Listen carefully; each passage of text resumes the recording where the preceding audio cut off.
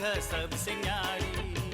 आजकल घर घर बैठक मंदिर में, आजकल घर घर बैठक मंदिर में, नारी के चर्चा करल जाला। अरे रे रे रे, अरे रे रे रे, नारी जाति है सबसे न्यारी।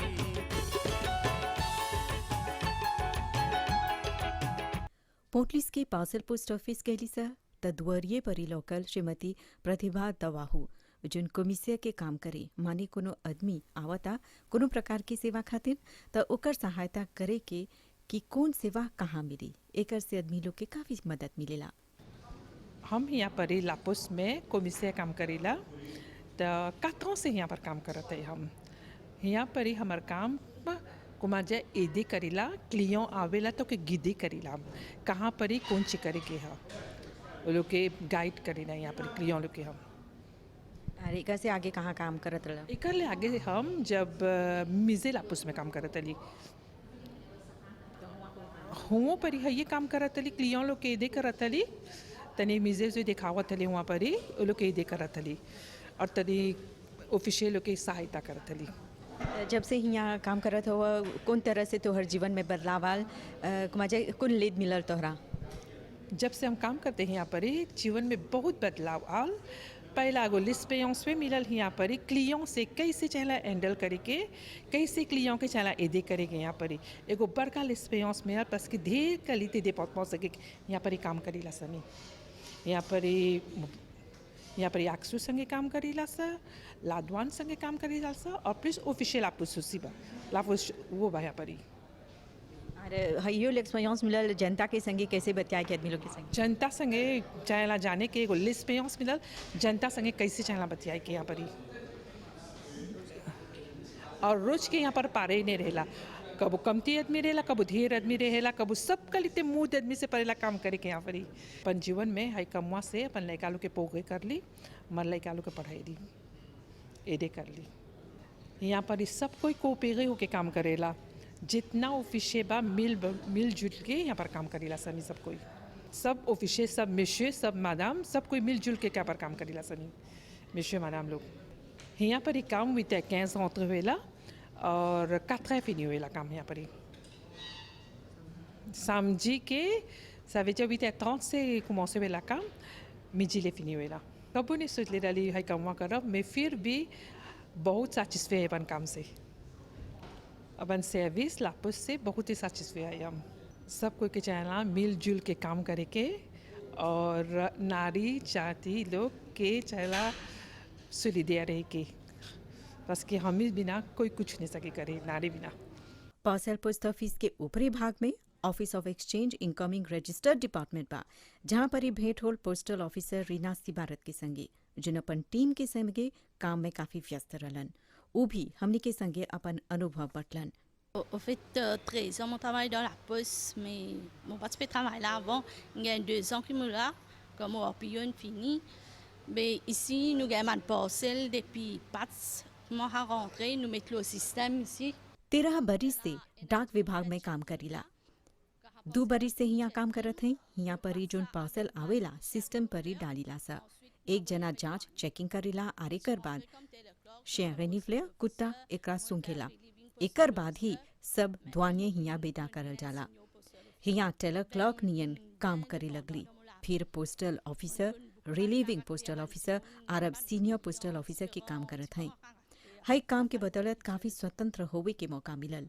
अलग अलग डिपार्टमेंट में अलग अलग आदमी लोग के संगे काम कर ली, स्वभाव के बारे में जाने के मौका मिलल, ग्राहक लोग के संगे काम करे के मौका मिलल। 30 से जस्ती डाकघर में काम करे के मौका मिलल। हर काम के बदौलत काफी कुछ सीखे के जाने के मौका मिलल, अपन घर भी बनावे सकली। Aujourd'hui, mon récit arrange mon la case, mon récit fait beaucoup de choses dans ma vie.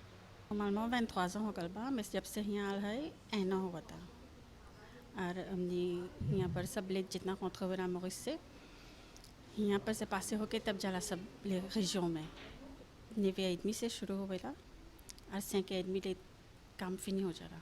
En tout 11 जिमन है ça, 10 टीम को मिश्र बा और les सब मैडम सब कोऑपरेशन में काम करेला सब कोई नाम में देके जे ब्लॉके होएला वो लोग के ब्लॉके कर देला साड़ी से बस कि सब ले छना जाए कि यहाँ से जैसे आवेला था ले एक को नहीं छना रखे कि यहाँ पर सब छना वो लोग के डेस्टिनेशन में जितना हाली सकी चल जाए।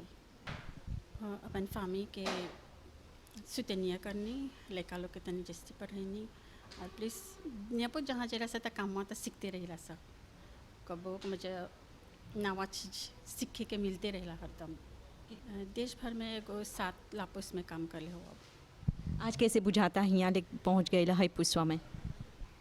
एगो सेटिस्फैक्शन बस कि एगो गर्व के बात है कि हमने महिला होके सकते से इतना बड़ा ओहदा पर काम करे और हमके नीचे और कोई काम करे था।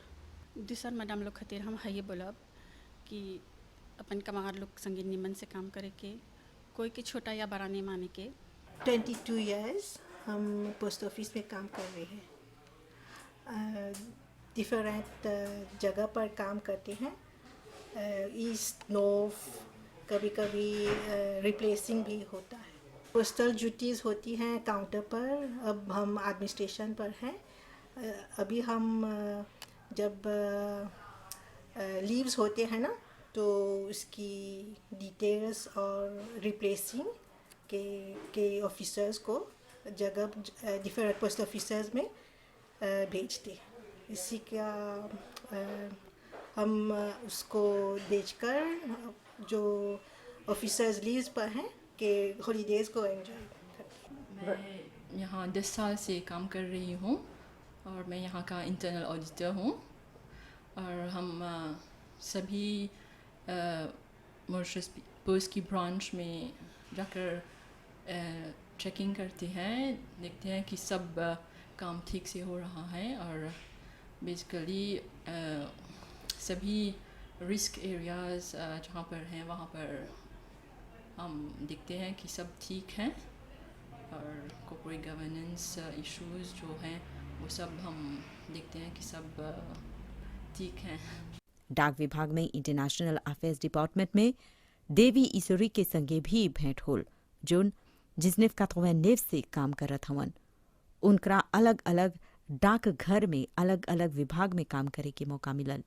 चिट्ठी से लेके डाक टिकट पार्सल बहुते काम बा, उनका बहुत अच्छा अनुभव मिलल। आज लगभग 31 बरस हो गल बा जब से हम काम करत हैं और जब से शुरू करे हैं तो एगो टेम्पररी पोस्टल ऑफिसर से शुरू करे रही और तब जनेला ढेर लेत रहल, पार्सल रहल, EMS रहल और जैसे कि तू जानेला कि डाक विभाग में ढेर डिपार्टमेंट बा और हम जब हिल रही तो हम सोर्टिंग में काम करत हली। हुआ सोर्टिंग माने कि सब चिट्ठी क्लासिकर बा और दो कायदे के क्लास में रहल, एक बगल चिट्ठी जोन लोकल के रहल, एक बगल चिट्ठी जोन बाहर जात रहल। तब हुआ से निकल के हम गईली औरैली में काम करे। औरैली में तो सब चिट्ठी जोन बहरा और सब चिट्ठी जोन लोकल के बा हुआ रजिस्टर्ड पर काम करेला जा, माने कि सब जोन चिट्ठी रजिस्टर्ड आवत रहल। तब जब औरैली से निकली तब पार्सल पोस्ट ऑफिस में अली और पार्सल पोस्ट ऑफिस में सब जोन पार्सल पर काम कर बजा और EMS पर काम कर बजा। तब हुआ से निकल के मीज़े में अली काम करे और मीज़े से निकल के फिलाटेलिक में अली काम करे और फिलाटेलिक से निकल के तब गईली एगो लापोस में काम करे मोनरो हिल पोस्ट ऑफिस जो सौदिमॉस के नज़दीक बा। तब हुआ से निकल के पुलिस सेंटर गईली काम करे, पुलिस सेंटर जो रजिस्ट्रार पोस्ट ऑफिस में बा। तब लापोस के काम एक तरफ के काम नहीं है, लापोस में ढेर चीज टूजन बा। ओकर चिट्ठी से लेके ओकर टाइम से लेके ओकर कलेक्शन से लेके ओकर अकाउंटिंग डिपार्टमेंट से लेके वो ये बा एक के क्वालिटी के काम नहीं करबा लापोस में। और आज हम यहाँ IB सेक्शन में काम करते हैं। यहाँ IB सेक्शन यानी कि इंटरनेशनल अफेयर्स के विभाग है। इंटरनेशनल अफेयर्स के विभाग में सब जो चिट्ठी पार्सल EMS माने कि स्पीड पोस्ट सब जो कोंट हम ही प्रिपेयर करेला सब जो लेट आज यदि पार्सल EMS जो बहरा से आवेला और जो हम ही बहरा भेजिला सा उके कोंट प्रिपेयर करके हम ही भेजिला सा।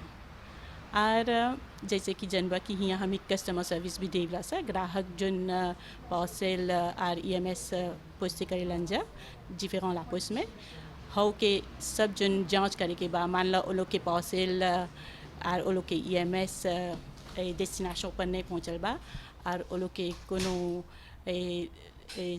सोचलन सा काहे कि वो लोग के पास हुआ नहीं पहुँचल बा वो के बारे में जाने खोजलन सा तो हम के ईमेल द्वारा या टेलीफोन द्वारा या डाक द्वारा हम से पूछलन सा काहे उनकर पार्सल नहीं पहुँचल बा तो हाँ पर हम जांच करेला सा और उत्तर मिलने के बाद हम उनकर उत्तर वो लोग के भेजिला सा ईमेल डाक और चिट्ठी के द्वारा। देवी के आज भी याद बा जब काम शुरू कर ले रहलन त 23 बरिस के रहलन। उ त सोचले रहलन खुशी रहलन अध्यापक के काम करे के नहीं त नैस के काम करे के और उजात रहल बैठका भी सिखावे हिंदी। बकी जब हई काम मिलल त सोचलन कि काहे नहीं हयो कमवा शुरू करियन। जब एप्लीकेशन करलन हई कमवा खातिन इंटरव्यू भी मिलल त उ गईलन। सोचलन कि काहे नहीं हयो शुरू करियन कोशिश करियन। टेम्पोरेरी पोस्टल ऑफिसर के काम रहल। जब इंटरव्यू में गईलन त हुआ खाली 8 गो महिला रहल। अब जब काम शुरू करलन त कुल 12 महिला लोग रहलन स हई बचवा में। पहिला हला महिला लोग हई क्षेत्र में काम करत हवन स। उ बोलेलन कि जिजनेव काथोवेनेव के दिसंबर महीना रहल जब काम शुरू होल और ढेर घबराहट भी रहल कि कमवा नहीं जानिलन। बकी उ सोचलन कि चाही शुरुआत करे की। ये हमार खातिर एक लंबा सफ़र है। माने कि जब हम शुरू करे रही तो हम नहीं सोचे रही यहाँ काम करब वापस में, पर जब लगली काम करे तब दूसरा काम मिलल पर हम नहीं गईली बस के हम खुशी रही यहाँ काम करे के। यहाँ एगो ग्राहक से एगो तोहर जोन रिश्ता बा तोहर संबंध जोन बा बहुत नज़दीक ही संबंध बा वो खातिर हम हिए रह गईली। और अब थौतिया न हो गल यहाँ से हमारा मन नहीं करेला कहूँ जाए के बस के मॉरिशस पोस्ट जोन हम के फैसिलिटी देवलन और जैसे हम काम कैलन से हो पर हमें के बहुत खुशी मिलेला और हो ग्राहक से हम के जोन संबंध बा हमरा बहुत अच्छा लगेला। डाक खाना 106 डाक खाना बा। उ थ्रियोले रहत रहलन त भीरी के पोस्ट ऑफिस यानी कि घौबे में गईलन काम करे। घौबे पोस्ट ऑफिस में काम शुरू हो गल। 1-2 महीना काम करते करते गईलन सिखलन और हिये से हई सुनहरा सफर शुरू होल। उ बोलेलन कि उ अपन परिवार के आभारी हवन कि उ लोग हई क्षेत्र में ओकरा काम करे देलन, उनकरा प्रोत्साहित करलन और मदद भी करलन और हिये से उनकर हई सफर शुरू होल। उ बोलेलन कि आज उ बहुते खुश हवन कि ग्राहक लोग के संगे काम करे के मौका मिलल। ग्राहक लोग के मदद करे के सहायता करे के हई से उनकरा काफी संतुष्टि मिलेला। जैसे काम कैला सर एक साथ जुट मिल के काम कैला सर जैसे कि देखबा यहाँ पर भी हमने 4 गो महिला काम करते हैं सर और 2 गो पुरुष बा। बट जब काम कैला सर हम एक साथ मिलजुल के काम करेला सर और वो लोग के सहायता देवलन सर हमी को उनकर सहायता करेला सर। हिया से काम करते करते 31 बरिस हो गल बा। कौन तरह से तोहर जीवन में एकर असर पहुल, कौन तरह से तोहरा मदद मिलल? जब से हम काम करते हैं हमारा ढेर करीते मदद मिलल बा। जब शुरू कर ले रही तो हम शुरू कर ले टेम्पोरेरी पोस्टल ऑफिसर से जैसे हम बोली और जब शुरू कर ले रही तो हमें के लापे सिर्फ 2225 रहा है। ये एगो बड़ा चीज़ बा। और आज जैसे कि देखत हुआ हमारे एगो लड़का भी बा है पैसा से हमार लड़का यूनिवर्सिटी करत हन और हमार जोन पर्सनल सेटिस्फैक्शन है कि जोन हमें करीला सर ओकर ध्यान से करेला सा और खुशी के साथ करेला सा ताकि हमें के ग्राहक भी उनकर खुशी मिले। यहाँ पर ही पोस्ट ऑफिस यानी कि डाक घर के पोस्ट म्यूजियम में पोस्ट शॉप में है सर और यहाँ पर ही अलग अलग तरह के सामान रहेला जैसे कत रहेला और डाक घर से संबंधित सामान रहेला। और चाहे पर्यटक लोग होए कि मॉरिशन लोग आवेलन सा और किनेलन सा और यहाँ के दौरा भी करेलन सा तो यहाँ पर ही जैसे दिखा था जहाँ की महिला लोग कार्यरत हवन सा और उ लोग गिद्ध जैसे टूरिस्टिक गिद्ध रहेला। यहाँ पर ही हेरिटेज गाइड बा और कंप्यूटर के इस्तेमाल करे खातिर भी उ लोग काम करेलन सा, जनता की सेवा करेलन सा। मॉरिशस पोस्ट के म्यूजियम में भेंट होल याशी रामलगन दुकान के संगे जन हिया हेरिटेज गाइड हवन और आदमी लोग के म्यूजियम के दौरा करावेलन। Alors, mon travail là, il fait déjà 5 ans. Moi, un public outreach officer et un heritage guide. Et mon travail, c'est promouvoir l'histoire de la poste à Maurice et même sur l'international platform. 5 बरिस से यहाँ काम करीला। Heritage guide और public outreach officer के काम करीला। Mauritius में और अंतर्राष्ट्रीय स्तर पर भी मॉरिशस पोस्ट के इतिहास के बारे में जनाए के काम है। स्कूल में भी स्कूल के छात्र भी हियां आवेलन सा तो उ लोग के संबंधित जानकारी देवल जाला। शुरुआत में काम थोड़ा अलग लोकल, बाकी फिर कले कले कामवा पसीन आल। इतिहास के क्षेत्र में ही पढ़ाई कर ले रली, तब कले कले जस्ती सीख ली आर पढ़ाई कर ली। खुद के विकास भी होल। कैसे आदमी लोग के संगे बतियाए के आगे थोड़ा शर्मावत रली बतियाए के, अब आसानी से सकीला कुछ समझावे कुछ बतियाए के। ढेर आदमी लोग के सामने भी बतियावे सकीला। Même, moi capable que j'ai en public ou bien même donner un speech. Moi pas pire comment avant moi j'étais un petit peu introvert, maintenant moi un petit peu plus extrovert. मैं potteries philately club यहाँ पे आता हूँ 2-3 बार हर साल को। मैं first day cover और stamp में collection करता हूँ।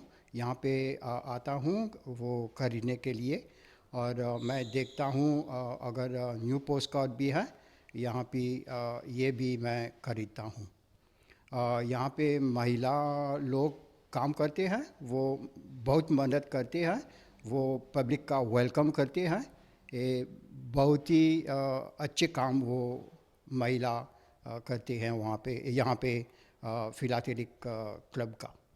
याशी के संगे संगे गिनाक्षी ब्यागे के संगे भी मुलाकात होल, जोन डिजिटल सर्विस असिस्टेंट हवन और जनता लोग के इंटरनेट सेवा प्रदान करे के दिशा में काम करेलन।